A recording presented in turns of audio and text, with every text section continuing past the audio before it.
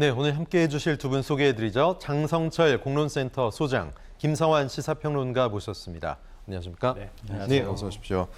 네, 이변은 없었습니다. 민주당 8.28 전당대회 압도적으로 예상대로 이재명 후보가 당대표에 선출이 됐는데요. 최종 득표율을 보면 소위 7땡이네요. 77.77%로 이재명 후보가 당대표가 압도적으로 됐고 박용진 후보가 22.23% 득표에 그쳤습니다. 권리당원 투표율은 37.09%였고요. 역대 득표율을 한번 보죠. 자, 직전에 송영길 전 대표가 2021년에 35.6, 상당히 낮았죠. 그거에 비하면 2배가 훨씬 넘습니다. 역대 최대입니다. 아주 높았던 이낙연 대표 때 60.77보다도 상당히 높고요. 그 이전 이해찬, 추미애 전 대표 시절보다도 훨씬 높은 역대 최대 득표율, 그야말로 압도적인 득표율로 이재명 후보가 당대표에 올랐습니다.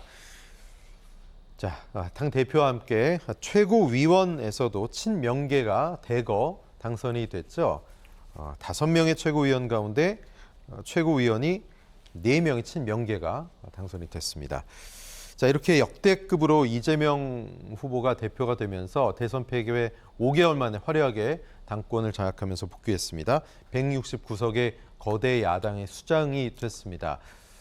역대급 득표율 하지만 대비되는 저조한 투표율, 좀 양면의 그런 모습이 있는데 글쎄요, 이게 또 싸늘한 민심을 반영한 게 아니냐 이런 모습도 나오고 있습니다. 장 소장님 어떻게 보셨습니까? 싸늘한 민심 맞죠. 그리고 관심이 별로 없었다라는 민주당 지지층의 표심이 나타난 것으로 보여집니다. 물론 투표율이 37.09%, 그리고 득표율은 77.77%, 역대 최고의 득표율로 당선이 된 건 맞아요. 예. 다른 지역의 투표율보다 호남 지역의 투표율이 평균치인 37.09%보다 낮은 네. 34% 내외가 됐다는 것은 이재명 후보로서는 뼈아프게 생각을 해야 된다라고 좀 말씀드리고 싶습니다.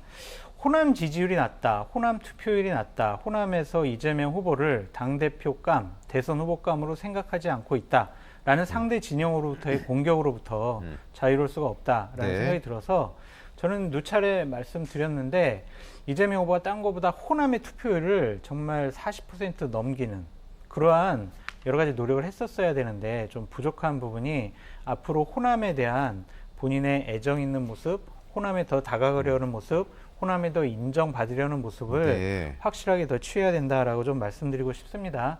이재명 후보는 투표율이 낮아서 정말 뭐 당대표로서의 정통성이 없는 거 아니에요? 그런 소리에 우리가 당원이 지난번보다 대략 한 30% 이상 늘어났다. 예. 120만 명 중에 40만 명이 투표했다는 것은 상당히 기록적인 투표다. 이런 식으로 좀 항변을 하고 있습니다.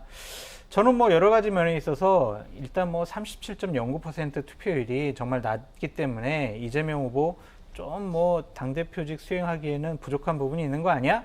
라는 그런 공격은 좀 치사한 것 같아요. 네. 치사해 보이고 일단은 당대표가 됐으니까 축하한다라는 좀 말씀을 드리고 앞으로 장애물이 상당히 많을 겁니다. 네. 그 장애물과 허들을 어떻게 넘어갈 것이냐 그것을 지켜봐야 될 것 같습니다. 네, 말씀드렸듯이 최고위원 선거에서도 친 이재명계가 대거 당선됐습니다.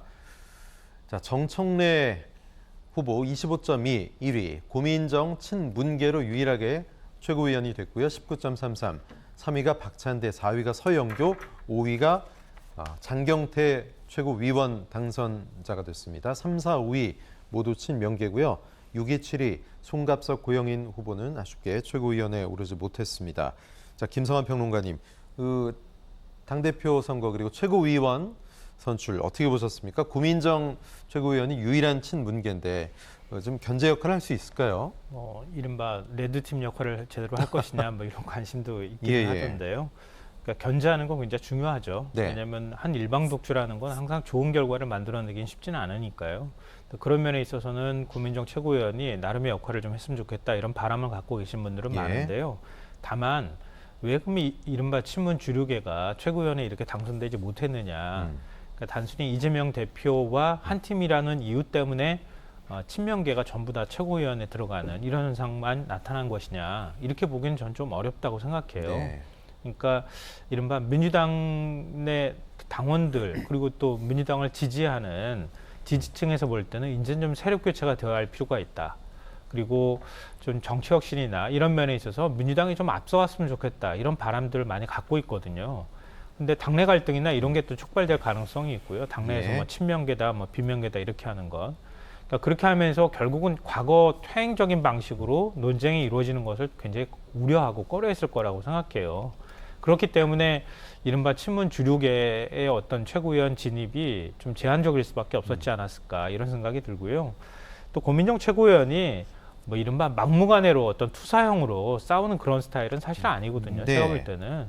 그러니까 그런 면에서 합리적인 어떤 논리를 갖추고 그리고 당 지도부가 뭔가 좀 잘못된 길로 가는 방향이 있다고 하면 좀 제대로 비판해주는 역할을 하기는 아마 많은 분들이 기대하고 있지 않을까 이렇게 생각하고요. 예. 앞서 이제 장숙경 소장께서 싸늘한 민심과 관련해서 얘기를 해주셨는데요.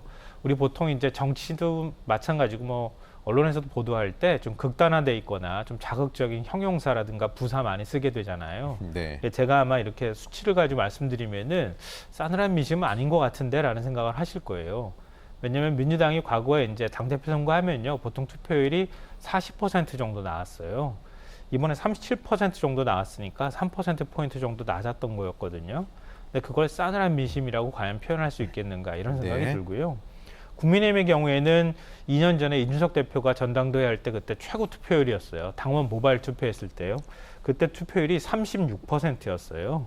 그 이전에 국민의힘은 한 31%밖에 안 됐거든요. 당대표 선거에서.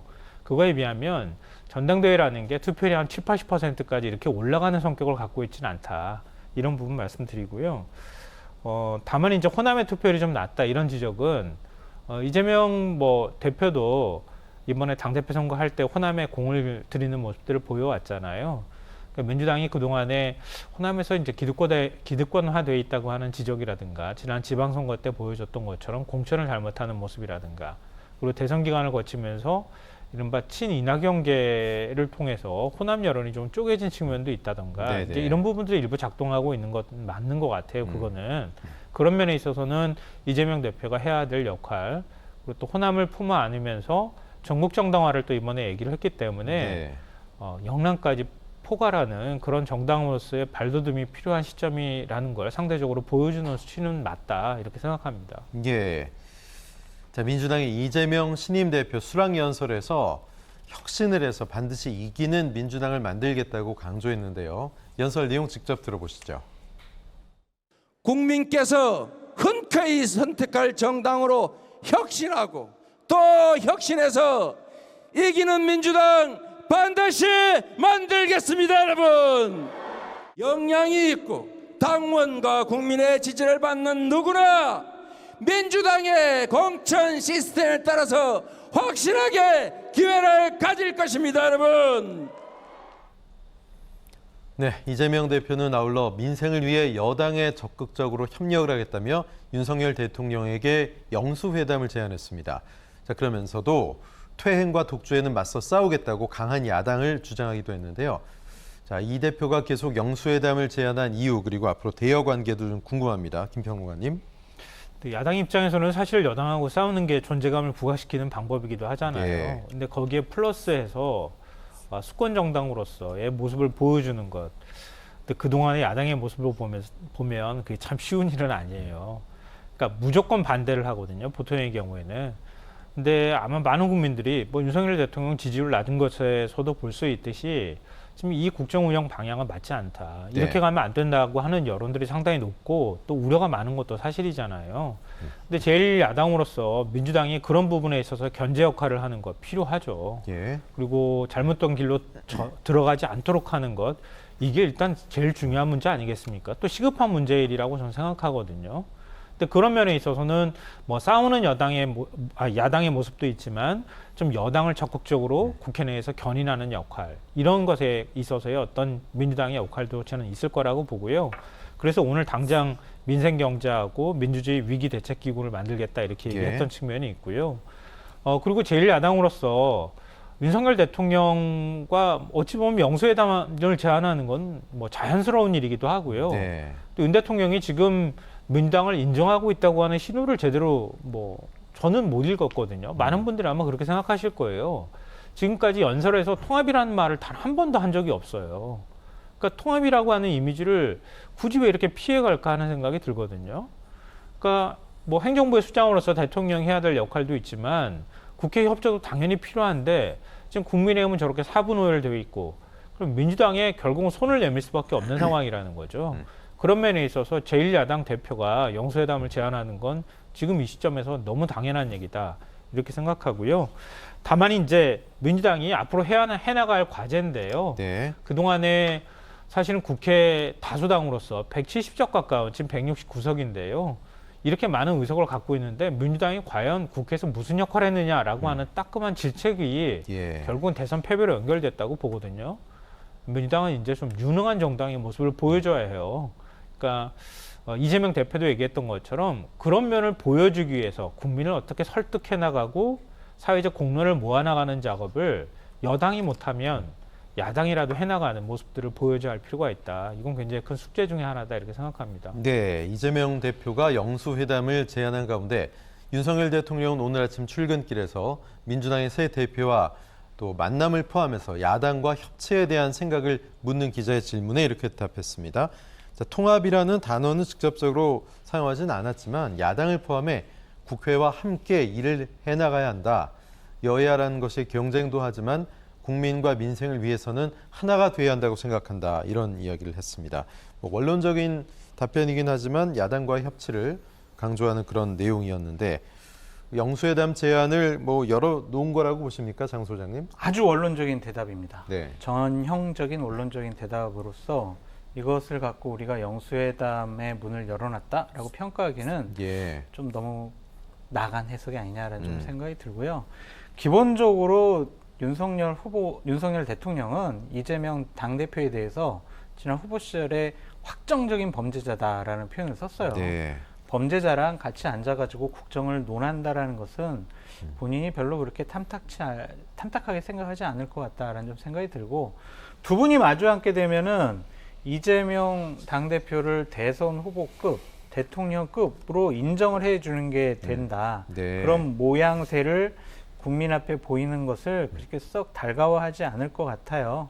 그래서 저는 국민의힘의 지도부가 좀 안정화가 되면은 예. 여야 당대표, 뭐 비대위원장을 다 초청을 해서 본인은 대통령이고 당 대표들은 이렇게 좀 본인들보다 아래에 있는 사람들 그런 이미지를 취하려고 하지 이렇게 1대1 영수회담은 하지 않을 것 같다라는 좀 생각이 들어요. 네. 물론 이제 대통령께서 정기국회를 앞두고 법안 협조 받으셔야 되고요. 예산안 협조 받으시려면 이재명 후보한테도 좀 어느 정도 대우를 해주시는 게 좋겠습니다. 라는 정무라인의 보고를 받아들여서 그래 이번에 한번 통큰 정치 해보자. 우리가 협치하는 모습 보여주자. 그렇게 판단하실 수도 있는데 그거보다는 전자에 말씀드린 게 조금 더 가능성이 높아 보이고요. 만약에 뭐 언제까지 안 만날 수는 없잖아요. 시기를 최대한 늦출 것이다. 저는 9월 9일 날까지 일정을 한번 주목해 보시라라고 예. 말씀드리고 싶어요. 네. 왜냐하면 9월 9일이 무슨 날이냐면 공직선거법상 공소시효가 9월 9일이에요. 예. 오늘 같은 경우에 경찰이 이재명 후보를 검찰에다가 백현동 의혹 허위 발언 사건과 관련해서 검찰에 송치를 했어요. 그렇죠. 이것은 검찰에서 좀 조사를 좀 해주세요라는 거고 검찰에서 조사해보고 9월 9일 전에 기소를 하게 되느냐 아니면은 이건 뭐 증거 불충분하고요. 이건 뭐 여러 가지 혐의점이 없는 것 같습니다. 해서 예. 기소를 안 하게 되면 이것은 어느 정도 협치의 모습을 띄울 수 있는 가장 기본적인 전제 조건이 완성이 되는 거다라고 보여지기 때문에 예. 저는 9월 9일까지 영수회담은 기본적으로 없을 것 같고 그때까지 검찰이 기소를 하느냐 안 하느냐가 영수회담 열리는 것에 대한 바로미터다라고 말씀드립니다. 그렇군요. 장 소장님 굉장히 위험한 말씀만 주셔가지고요. 확정적 범죄자라고 하는 표현은 그냥 윤 대통령의 머릿속에 인식을 갖고 있다는 뜻이지 뭐 직접 수사해서 증거를 갖고 얘기한 건 아니잖아요. 대통령께서 얘기하셨잖아요. 예, 그러니까 후보가. 물론 이제 그건 맞는데요. 네. 저는 윤 대통령이 그렇게 가지 않기를 바라는 마음에서 말씀드리고 싶은데요.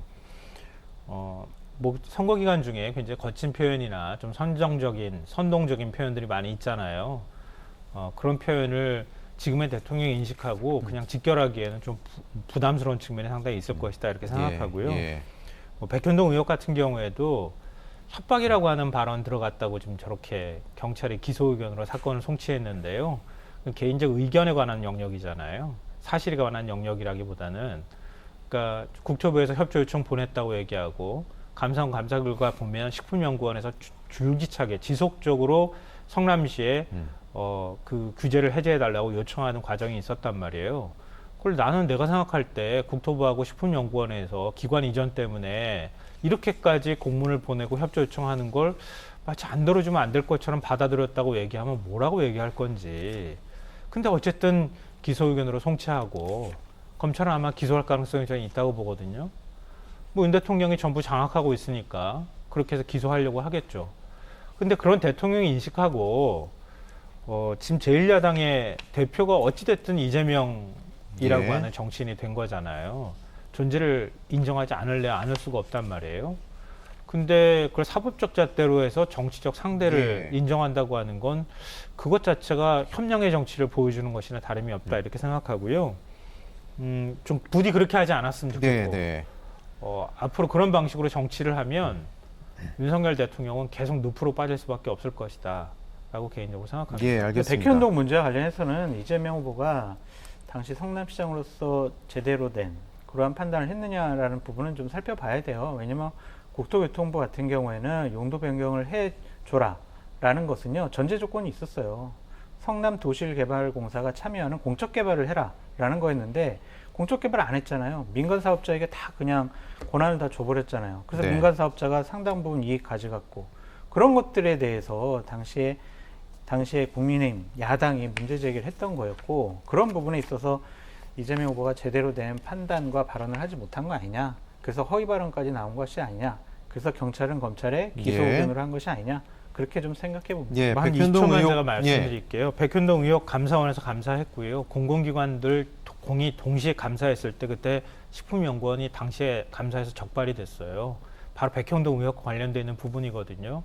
민간 사업자한테 우리 당신이 이런 개발 조건 수용하면 그러니까 우리가 식품연구원 넘기고 가겠다고 얘기했는데 그때 우리가 개발 제한 풀어주겠다라고 하는 약속을 해요. 예. 그래서 담당 직원이 해고까지 돼요. 네, 그 그런 과정이 내용은요. 있었다는 말씀을 일단 드리고요. 예, 검찰에 송치를 했는데 경찰의 백현동 의혹과 관련돼서는 저희가 향후에 이 주제 가지고 또 좀 자세히 한번 살펴보도록 그래서 하겠습니다. 그 말씀을 예. 드리려고 하는 건데요. 선거 기간 동안에 그때 이재명 후보 아들이 고려대 특혜 입학했다고 의혹 제기했잖아요. 의원들 줄줄이 거기에 연서명하면서 기자회견까지 했어요. 허위 사실로 드러나서 사과까지 했던 거예요. 예. 근데 그건 왜 선거법 위반으로 송치 안 합니까? 그건 불송치 결정했더라고요. 누구는 하고 누구는 안 합니까? 왜? 억울하면 정권을 잡아야. 그러니까 민주당이 그래서 그런 재정 얘기죠. 신청 냈어요. 그러니까 사법기관 아무리 법치를 네. 얘기를 해도 법을 적용하는 사람이 삐뚤어지게 적용하는데 무슨 그게 법치가 있을 수 있겠습니까? 예. 저도 뭐 그 부분에 대해서는 굳이 반박할 생각이 없습니다. 시간이 제한되어 있기 때문에 요 내용은 여기서 좀 정리하고요.